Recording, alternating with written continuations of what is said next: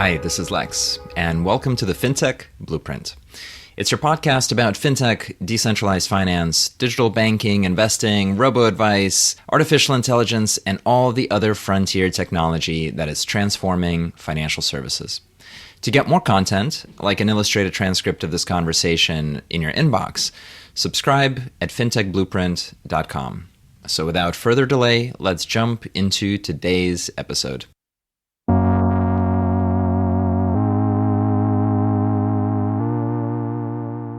Hi, everybody, and welcome to the podcast. I'm really excited for today's conversation with Steven Goldfeder, who's the co-founder and CEO of Offchain Labs. And of course, you will know Arbitrum, one of the leading scaling solutions for Ethereum and Web3 generally. We're going to have a fantastic conversation about understanding the productivity of crypto networks, understanding how they work, how they grow, how they scale, and of course, how Arbitrum is planning to grow in the future as well. Steven, welcome to the podcast. Thanks for having me. Really excited to be here. Absolutely, my pleasure. We often start the conversation by trying to understand you and your journey and figuring out kind of what are the things that you're bringing to the space and the projects that you're working on. Tell us a little bit about how you got started in your career, what kind of studies did you do, and sort of what caught your interest? Absolutely. So I was a computer science undergraduate student, and then I started my PhD at Princeton, very interested in cryptography and computer security.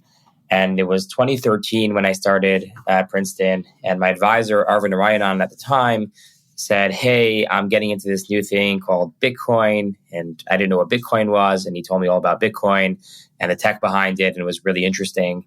And sort of we deep dived together on that.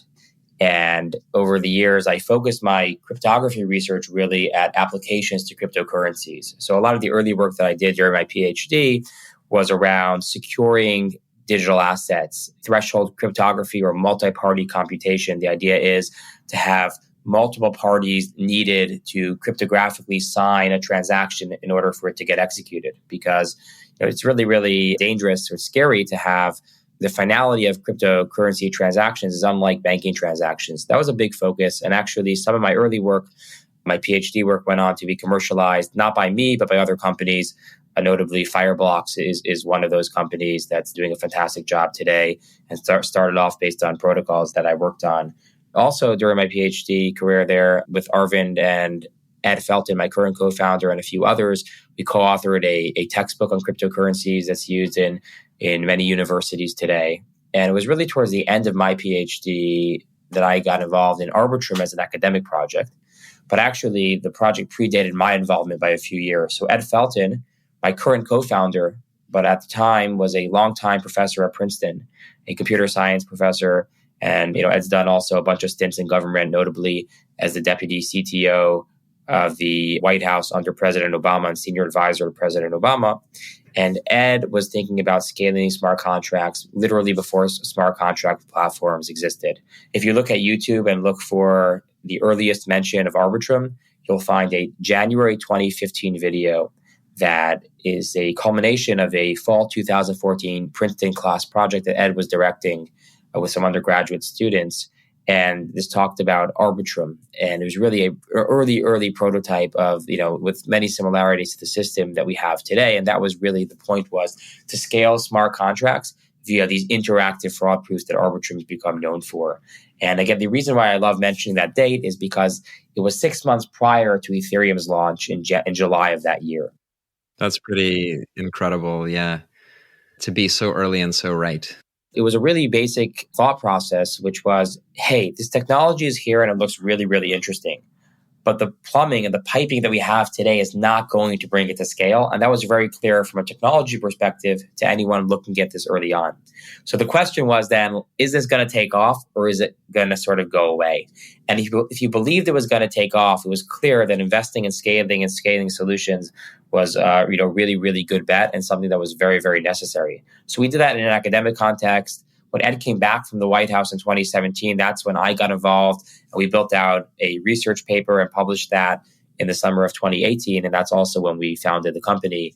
And here we are almost 4 years later, still building Arbitrum and still saying, hey, how can we scale Ethereum even better? How can we even do more? Of course, we have a live product now, but we're also still very much researchers at heart, looking to how we can improve this and scale even further.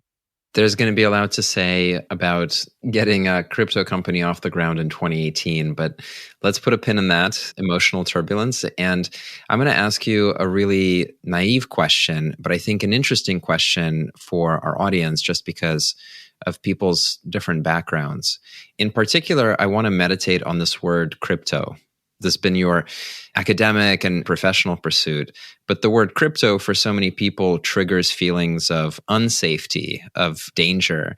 The word encryption, the encryption of information in a browser so that you have a little secure lock in the corner, makes people feel good and happy and like they can put their credit card into the browser and not lose those numbers. But somehow the word crypto got disconnected from the root of, cryptography and the safety that it generates.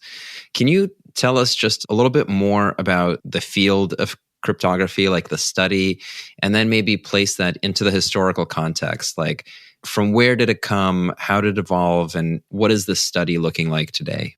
Absolutely. That's a really great question. And just on the term, to focus on that for a second, it's funny you mentioned it, because for the longest time, like when I started at Princeton, crypto meant cryptography. If you would, back then Google crypto, 2015 or crypto 2013, what you'd find is the annual crypto conference called Crypto in 2013. And really, the word meant cryptography to so many people.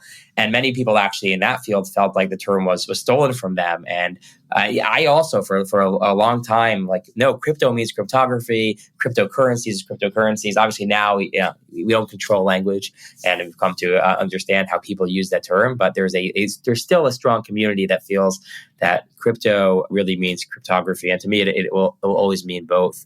But back then, at least, the term crypto really was associated with cryptography, was making things stronger. And actually, even anecdotally, the domains and the like were really held by cryptographers. Like Matt Blaze, a cryptography researcher, sold crypto.com, which was his personal website, to crypto.com today. As a funny aside, those who use their term crypto were really cryptographers earlier on. It's funny because, of course, these two things are related. Cryptocurrencies are currencies based on cryptography, and that's where the term came from. It's funny, though, because cryptocurrencies actually, for the most part, at least at the basic layer, use very, very basic cryptography. There's a lot of more advanced cryptography that's being layered on top today, such as advanced zero-knowledge proofs, etc. But the field of cryptography is actually very, very, very rich. And it dates back into, modern cryptography dates back into the 70s. Also a relatively new field from an academic perspective that said, hey, how can we use mathematical concepts and mathematical techniques to provably secure data, to provably get security, to know that when I communicate with you, I can send you data that even if someone has full access to the wire, they cannot read what I'm writing. So that was what cryptography was really about. It was about securing communications essentially, both that from the privacy perspective as well as from the authenticity perspective, knowing that, hey, no one else can eavesdrop on what we're listening to, and also that when you get the message, it really came from me, it wasn't from someone else. And the field has really blossomed into a really much more complex and a very, very rigorous academic field. Cryptocurrencies are both a blessing and a curse to that. It's a blessing because it gives it an application. Certain cryptography was applied, even the internet today relies very much on basic cryptography, but cryptocurrencies are yet another application to put basic cryptographic techniques to work and show how powerful they are. And also, there are cultural movements and, language changes that some cryptographers are less comfortable with. But fundamentally, I think cryptocurrencies are a very, very good thing for the field of cryptography. And really, researchers are always looking for good problems to solve. And, sometimes they're just sort of have to make up problems or theorize about problems, I should say, but when you have a real world use cases and real world needs for solving certain problems, zero knowledge proofs is a great example.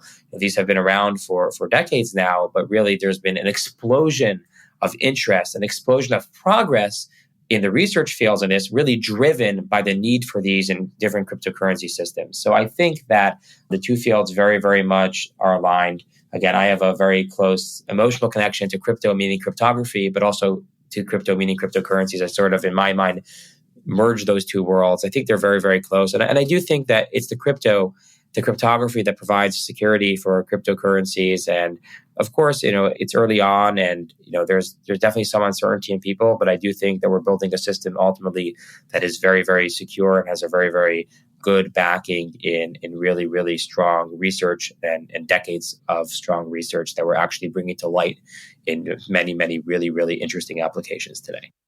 I find the aside about zero knowledge proofs really interesting in the sense that, you can have some really fundamental academic insight and innovation being derived and then finding no expression in consumer technology for quite a while. And this is kind of the history of neural networks as well, where the concepts behind neural networks were on paper for decades before they could be instantiated into machine vision and natural language processing, where there was sufficient kind of processing power to dedicate to the problem, I think around 2013 or 2014. And you couldn't have predicted that moment. You couldn't have predicted this platform shift when all of a sudden, we all have cameras in our phones and they need a machine vision device to recognize people's faces. And similarly, nobody could have pinpointed the moment when we have gigantic computational networks running software that that need privacy and to be more efficient. So I think that's actually a really insightful comment. I should mention, you have actually a very close analog in the field of cryptography itself, because everything I mentioned was I sort of gave the framing of cryptography being the old thing, being around for a few decades, and cryptocurrencies being this new application. But we can go one step deeper in the stack. For hundreds of years, people were studying number theory as a field of pure mathematics with no really known application, just really studying the beauty of math. And it was really, cryptography and really the internet that, had these sort of needs for distributed communication that really brought an application to these fields into number theory. So in the past, 3-4 decades, we've actually taken, a very similar thing. We've had these literally hundreds of years, people studying a field of pure math with no known application at all, and then found an application in cryptography. And then sort of, on a more micro scale, we repeated that again with certain areas of cryptography having no practical application or being very, very theoretical, and cryptocurrencies being a really, really good ground for those applications. So it's sort of really, really interesting. You have this sort of two-layered, it's happened almost twice in the field of cryptography and cryptocurrencies. I want to meditate on just one more question around this topic, which is Bitcoin. And you said that was one of the things that drew you into the space. What do you think from a technology perspective or from a mathematical perspective, what do you think gave Bitcoin the juice to become real, whereas prior attempts, DigiCash and others, weren't able to get to the same outcome? Was there something in the design or in the state of the art that you think drove it, or was it just the right moment?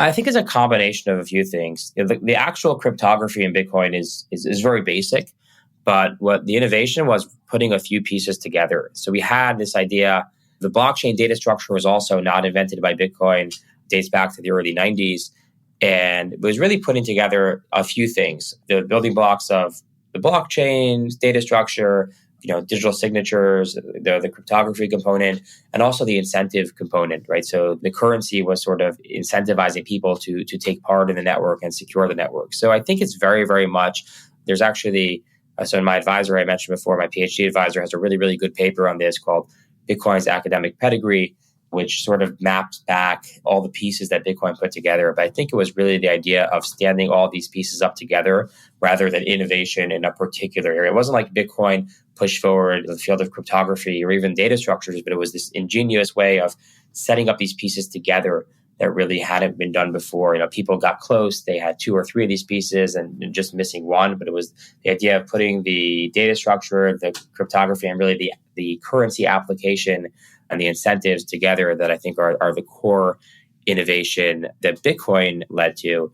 And, there's also obviously a moment in time as well. There was a movement here. There have been several previous attempts that have failed for different reasons. And there were people that were very, very interested in this, a fringe element at the time, but a meaningful one. So I think both the cultural element as well as the putting these pieces of technology together that have been independently developed over many years. It was just a stage was set for this. And again, I'm not trying to limit the innovation of Bitcoin. Putting these together was absolutely remarkable and very, very, very ingenious combination of different technologies. But I think the stage was set then for, to a combination of a bunch of things being ready at the time.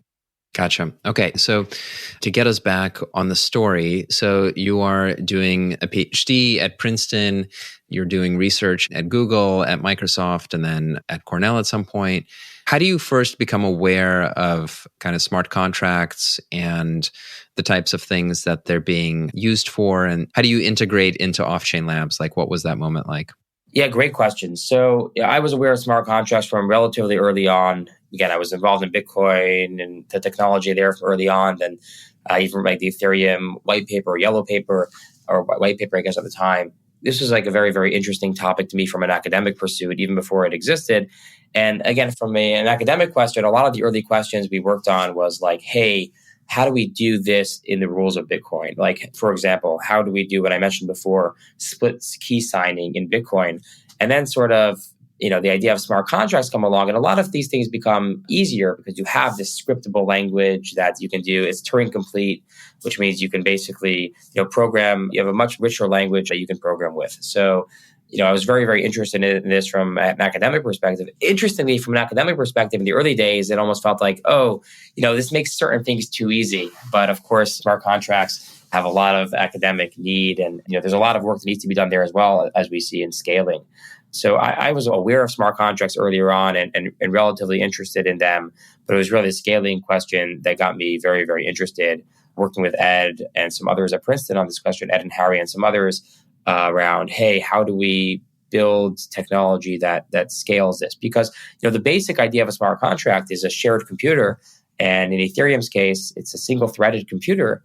And the question is, though, this is really, really, really powerful. If we can all get consensus on a computer and program it how we want and transact with it, and it's completely trustless, it's very, very, very powerful, but it's inefficient for everyone to re-execute the exact same computation over time, to sort of everyone's limited to the capacity of this one single-threaded machine. So we asked ourselves, how can we scale this? How can we use this as sort of the backbone security layer, build other layers on top of this to scale this platform? That became a very, very interesting question to me, which is, again, came from the idea of, I think this technology, what Ethereum is doing with smart contracts, are extraordinarily powerful. And they'll be able to allow us to realize applications that would simply be impossible, certainly without any blockchain, but even on blockchains that weren't as expressive. Ethereum, by contrast, would allow us to do things that are much, much more powerful. But the question was, how do we bring this to the masses? Because we're like, this is really cool. There's got to be a lot of demand for this, but we're not able to scale with the techniques that we know today. Yeah, I want to pause on kind of a definition of a single-threaded computer and just generally what a computer is. One of the versions of blockchain hype that gets people kind of disbelieving the utopian stories that often you hear in the space when people describe all the fantastic things that Web3 can do and could do.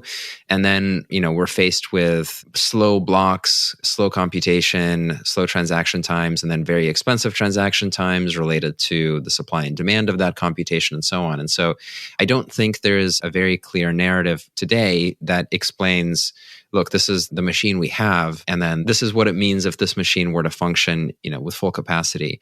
And I often go to an example of thinking of the early Pong game or the Mario Nintendo game, the 8-bit version, where everything is giant pixels and there's just a tiny, tiny amount of memory and it's clearly compressed. It's clearly, very low fidelity.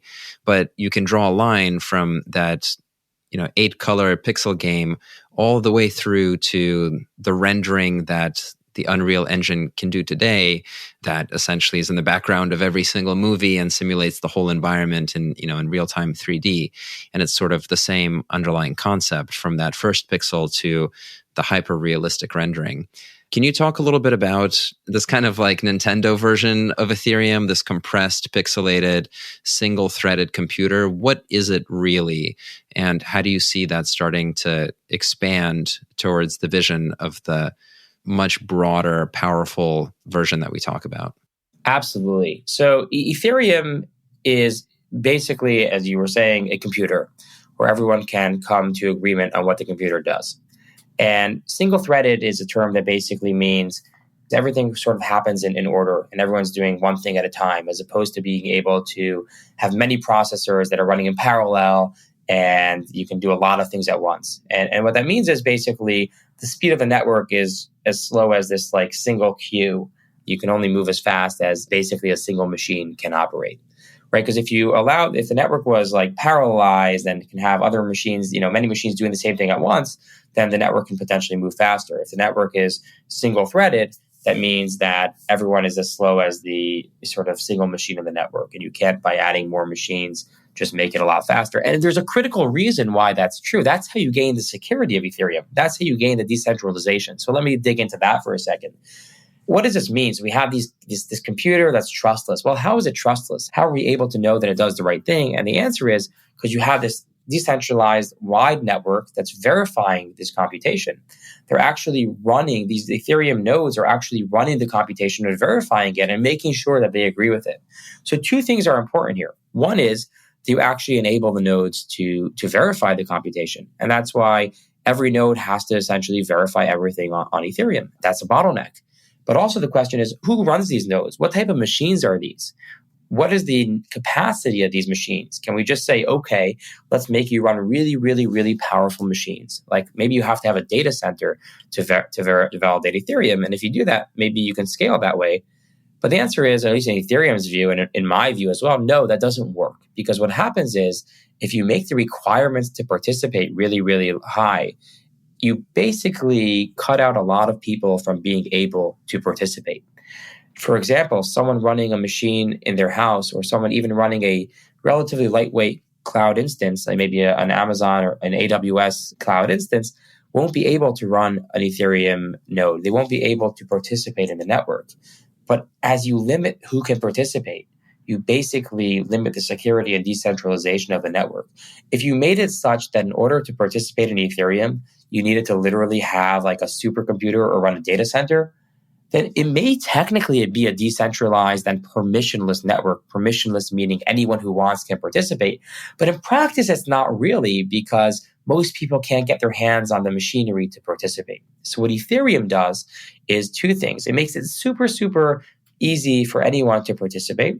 And it only actually uses a relatively low amount of computation. And in doing so, it accomplishes the idea that anyone on their sort of, regular, not so exotic machinery can participate in Ethereum and help verify and validate Ethereum. And that's what really gives you the decentralized guarantees, the security guarantees, because there's such a wide set of participants in the network because the barrier to entry is so low.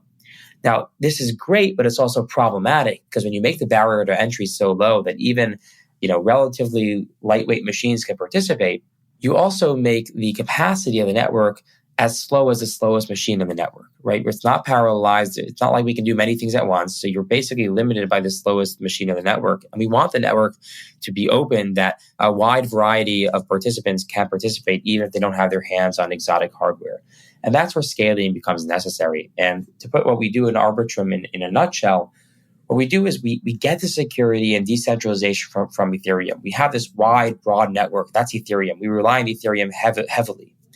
But we optimize what we put in Ethereum. We say, okay, can we get more mileage out of our Ethereum space? Can we use less on Ethereum, do more off-chain, but just put just the right amount on Ethereum that Ethereum can validate and verify everything we're doing, but not sort of put everything on Ethereum, just enough to get the security, but optimize it in a way that we're able to do a lot more than we do by just putting everything directly on Ethereum.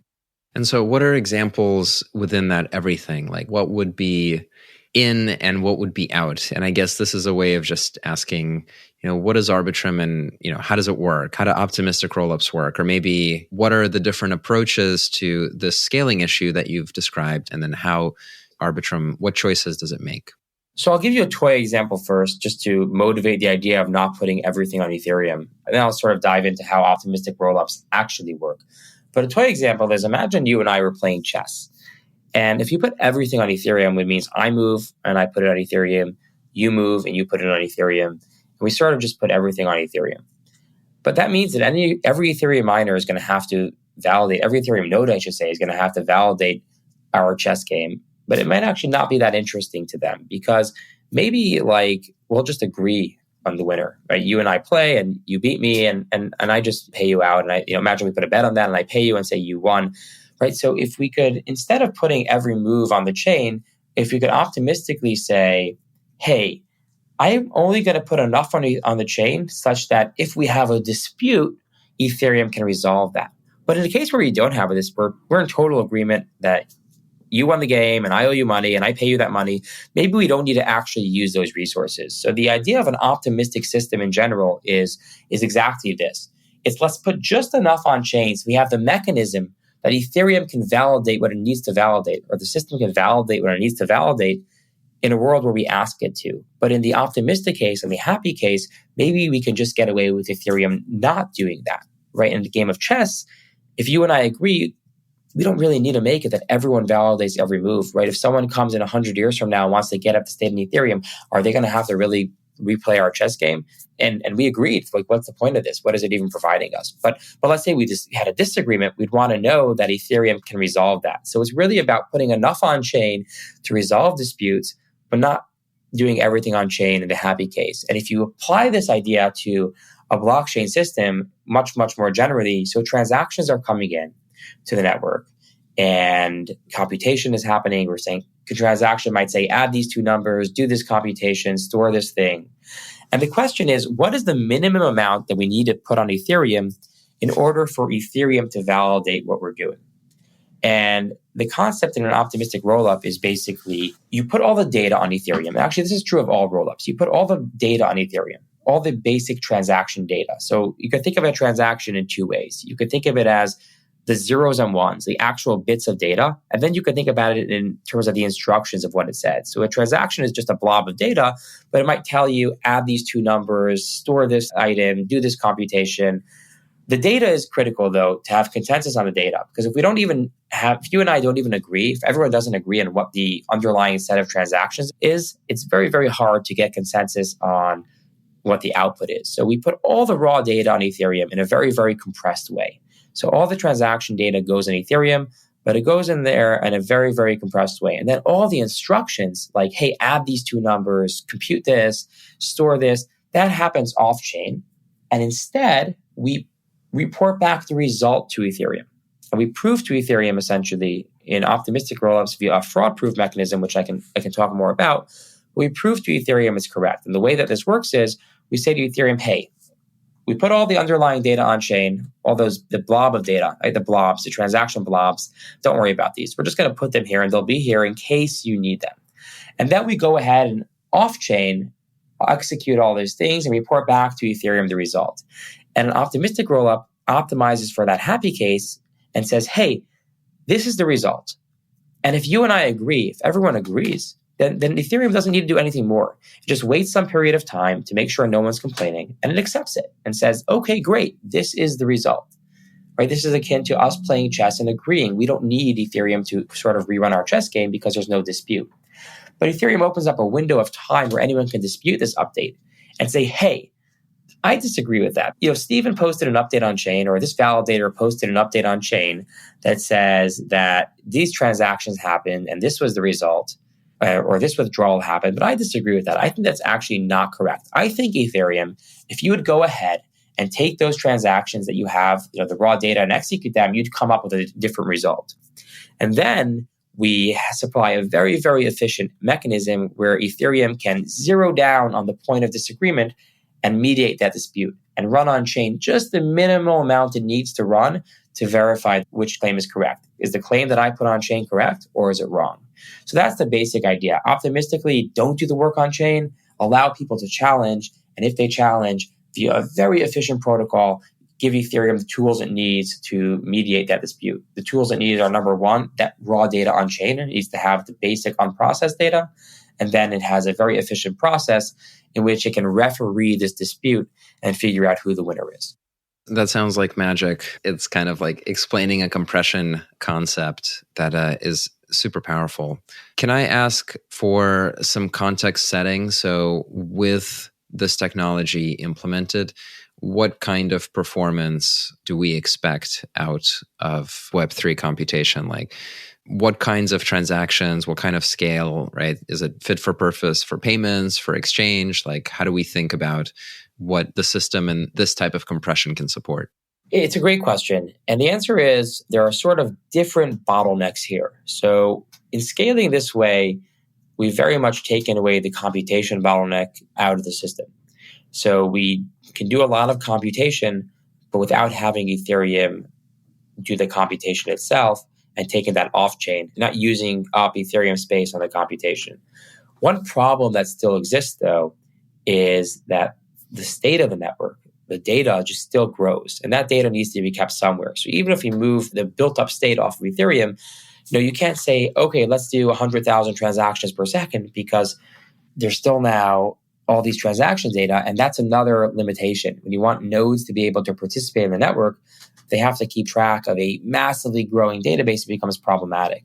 And also for a new node to join the network, it becomes problematic if they have to, spend so much time just getting up to speed. So these are what I would say where the scaling frontier is today. By virtue of our design, we've solved very much the computation problem. We've done a lot towards increasing the capacity, but where the frontier is, it's really on how do we deal with what's called state bloat. State is just the size of the machine. How do we deal with this? And I'll tell you some ideas of how we're dealing with this and what I expect to see in the future. One is really, really interesting. You can have not only one rollup on Ethereum, but you can have multiple rollups on Ethereum that all share the same settlement layer. And in doing so, you basically have some version of parallelization. Remember I said before Ethereum is single-threaded? That's true. And each rollup is single-threaded as well. But Ethereum can actually support multiple rollups. And I wouldn't be surprised if going forward, you saw different rollups in different categories where maybe there's a gaming rollup or a DeFi and NFT rollup, and you have sort of different categories where people, ultimately there's a benefit of being co-located with projects that are similar to you. But I also imagine that we'll see some of this parallelization via different rollups specialized for different categories on top of Ethereum. But there's also a lot of fundamental work that we can do in solving some of these problems. And that is, for example, something known as light clients or stateless clients, which is how can we allow people to verify Ethereum by not actually having to keep all the large state on board. And if you can do that and solve that with a high degree of security, then you can still allow relatively low performant nodes to participate in the network and not require them to store a massively growing trove of data. So to answer your question, I guess in more concrete terms, today we're throttling our capacity as we grow, but fundamentally, we can easily scale today to hundreds of transactions per second in a single rollup. Getting past that is going to require us to do some more work on stateless clients and the like, and really say, how do we build clients? How are we okay with building state larger than that? And this is not a rollup problem. This is a problem that's shared by any blockchain, layer 1, layer 2, whatever the technology it uses. Fundamentally, if you're growing the state quickly, you have to ask yourself, who is storing that state? And how can we make it that people who don't want to store that state can participate, right? Because there's no way to get to 100,000 transactions per second without the state growing by 100,000 transactions per second. And that's a lot. So, we've done a lot to scale computation.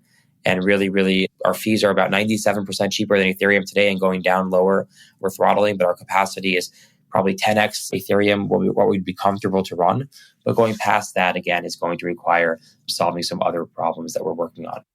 2 follow-up questions, and they're related, which is helpful. The first is a question about demand, right? So scalability is a reaction to somebody needing to use the network.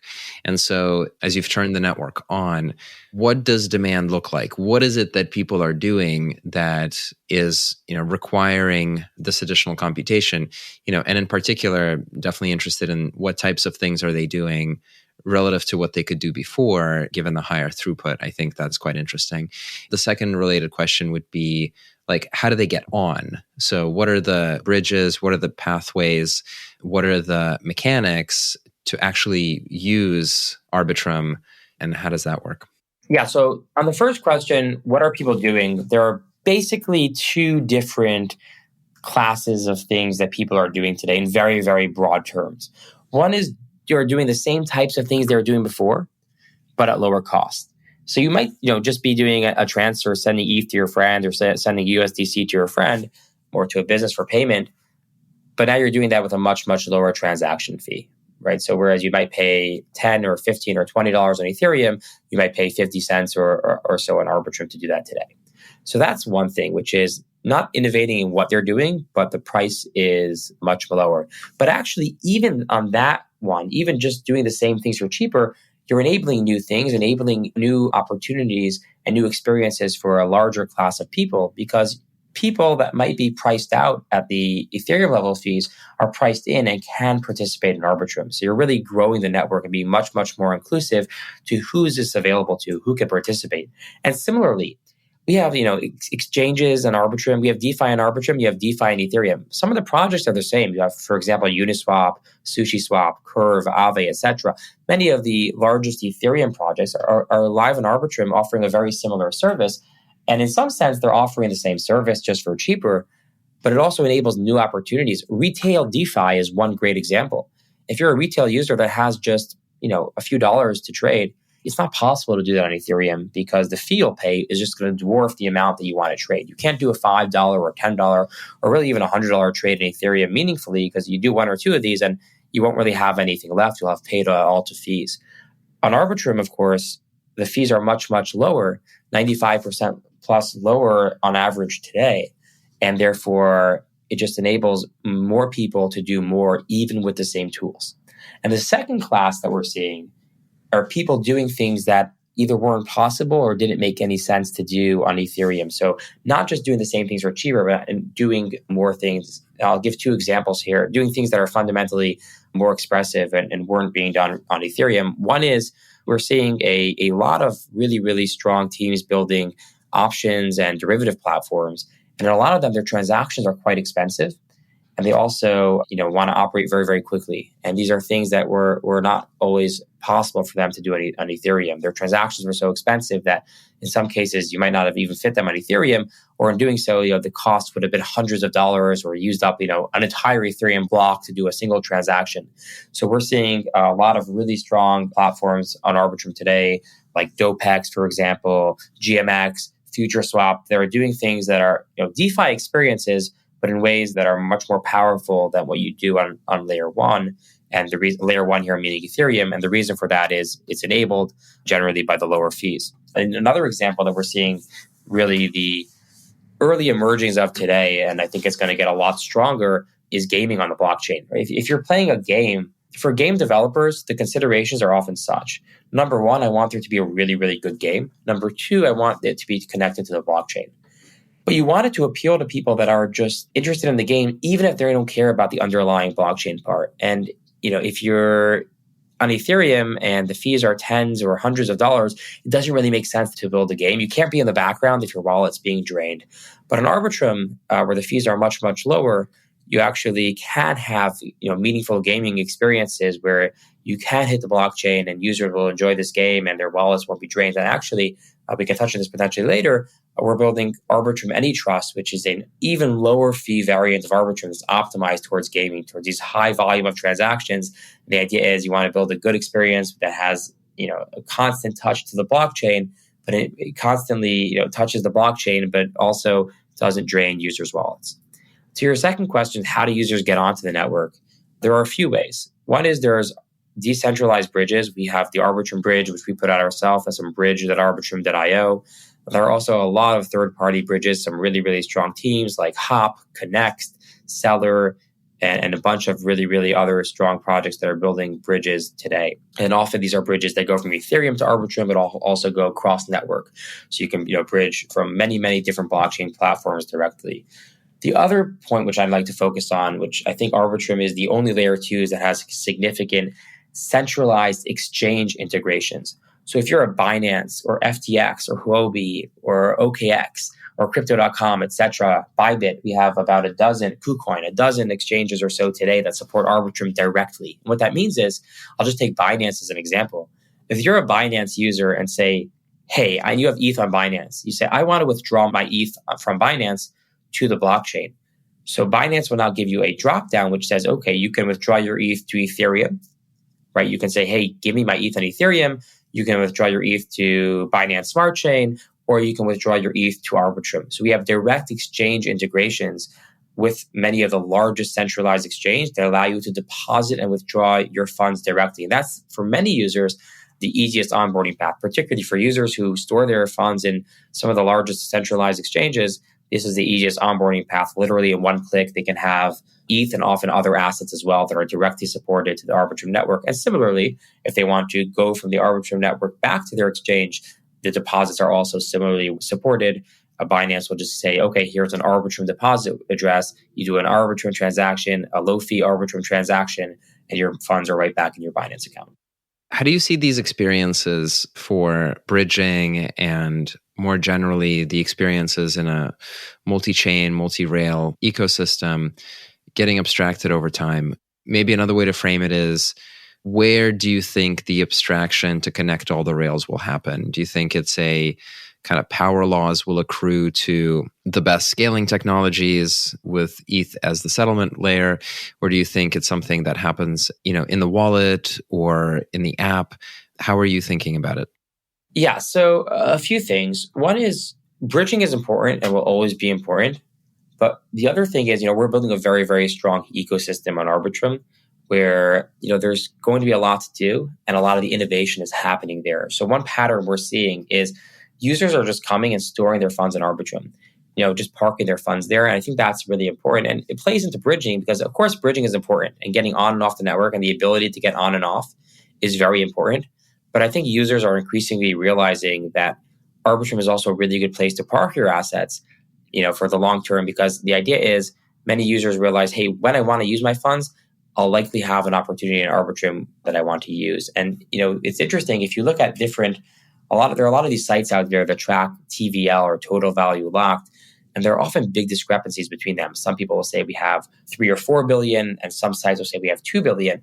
And if you dig in, the discrepancy is generally some sites are counting value locked in particular DeFi protocols, whereas others are counting only value locked on the network. And there's a discrepancy there. What that means is there's a lot of users that are coming to Arbitrum. They're not necessarily even participating in a protocol just yet. They're just parking their funds in their wallets in Arbitrum. And that's a really, really strong sign to me when it comes to bridging, which means a lot of users 2 or 3 years ago, I might have told you that the L2 experience will be such that you'll keep your funds on layer 1 and you'll sort of go to L2 to do a fast transaction in whatever realm you want to do, a swap, etc., whatever you want to do, and then you'll sort of retreat back to layer 1.